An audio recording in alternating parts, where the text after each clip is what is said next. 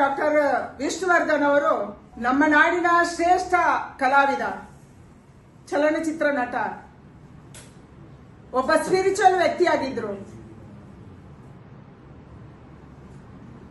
ಯಾರಿಗೂ ಏನು ತೊಂದರೆ ಮಾಡಿದವರಲ್ಲ. ಆಸ್ ಎ ಪರ್ಸನ್ ಅಥವಾ ನಟನಾಗಿ ಇಡೀ ಚಿತ್ರಮಂಡಳಿಯ ಹಲವಾರು ಜನರನ್ನು ಸಾಕಿದಂತವರು ಅವರು.